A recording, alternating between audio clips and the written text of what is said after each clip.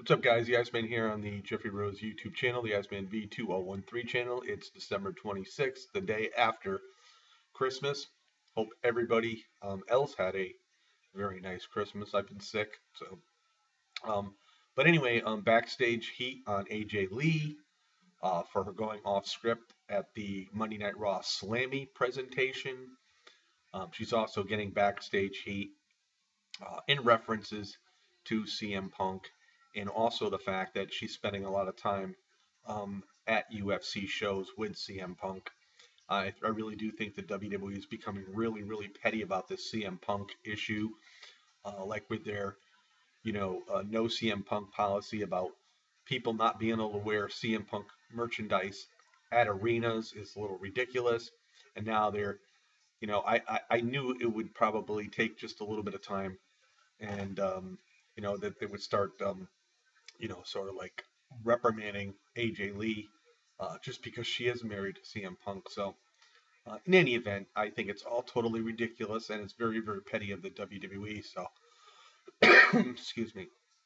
Um, Other news in 2015, the WWE has reported that they want to make 2015 their WWE World Heavyweight Championship belt more prominent. Much, you know, unlike this past year when you have a no-show of a champion.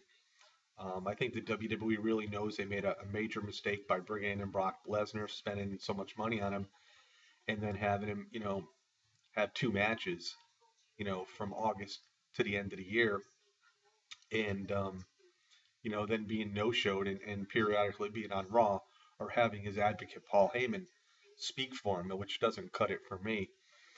Um, there's rumors, a lot of rumors flying about the Rumble, who will win the Rumble. I honestly think, the WWE still has plans for Roman Reigns to come out at the Rumble. But I do see Seth Rollins getting this belt one way or another. Um, he may not keep it long. I do see possibly Reigns, Rollins, and maybe even Dolph Ziggler, or if not Ziggler, maybe Bray Wyatt, and if not Bray Wyatt, maybe Dean Ambrose, um, getting this belt for a time. But all in all, the fact of the matter is, whomever is going to have the belt is going to be a full-time employee by the WWE, and the belt will be defended at every pay-per-view. And this really was something that we've really never seen before, with the fact that Lesnar having the belt and the title not really being defended at the pay-per-views. The WWE did pull out a good one with the Survivor Series, and by bringing Sting in at the end and giving a Scorpion Death Drop on Triple H, which is going to leave us probably to the point where possibly John Cena and Rollins will have a match maybe at their February pay-per-view, and the winner, um, if Rollins wins, reinstates Triple H and possibly have a match with Sting at WrestleMania. There's also rumors, which I Reigns, Lesnar, and Undertaker for the title at WrestleMania, possibly for the fact that this will be the Undertaker's last match and probably have him go out as champion. To me, I think it's a bad idea.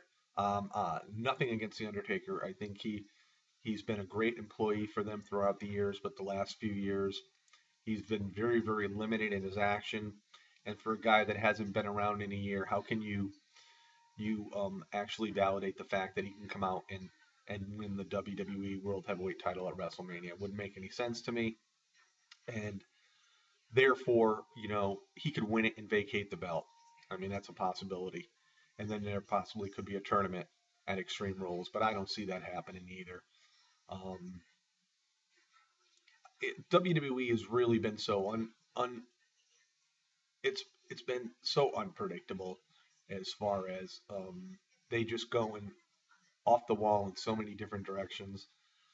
Um, as far as their TV goes, though, I mean, we have seen pretty much the same matches week in and week out, and I think a lot of people are getting tired of that. As I read comments from a lot of people, and they totally agree that the WWE is really spinning around in a circle, and I think something really needs to change.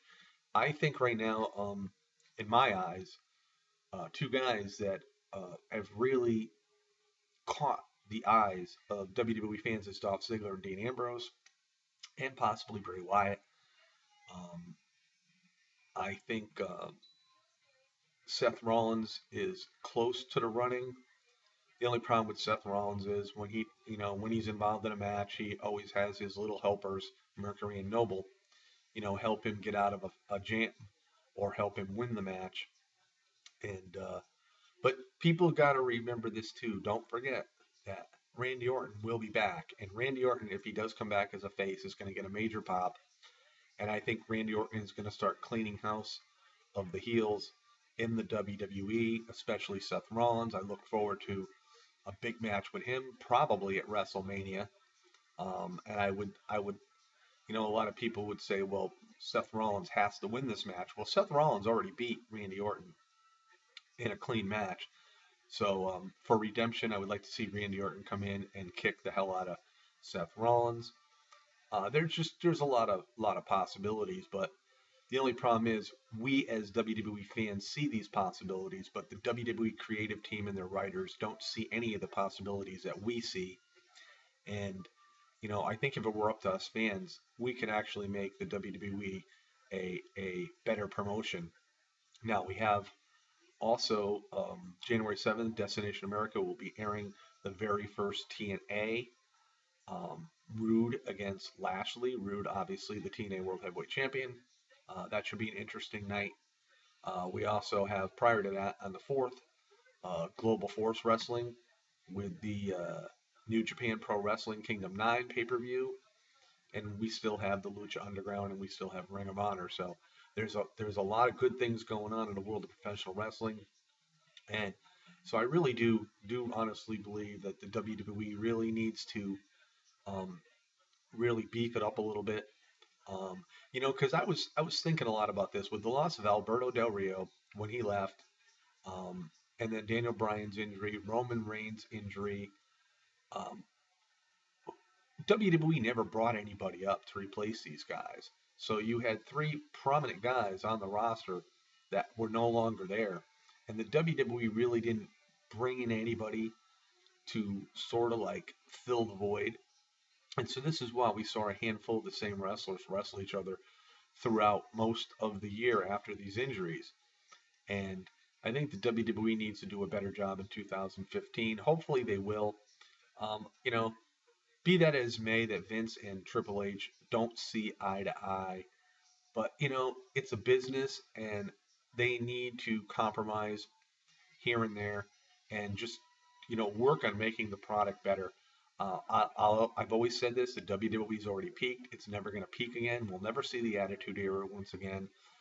Just for the simple fact that I don't think the WWE would really have the balls to do anything like they did in the Attitude Era. And there was so many crazy things that they did do.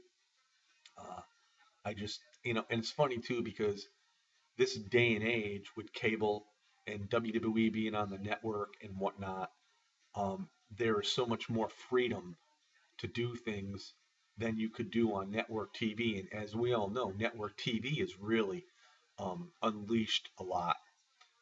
They're not, you know, closed mouth like they used to be. Uh, there are swears on network TV, and there are references to sex on network TV and whatnot. So I find it hard to believe that the WWE. I don't care whether it's PG or not. They can still go over the line here and there a bit to draw some interest. So, like I said, we'll just have to wait and see what 2015 brings. Hopefully, it'll be a new year for the WWE because the product really has not been all that great for the last couple of years. And, it's unfortunate that they're losing a lot of viewers. And, if they continue to go on the same path that they've been going on, they're going to lose a lot more. So, This is the Iceman the day after Christmas on the Iceman V2013 YouTube channel, the Jeffrey Rose YouTube channel. Check me out at the Facebook page, Iceman's Wrestling Extreme. Like and subscribe. Peace out, everybody. Enjoy your Friday.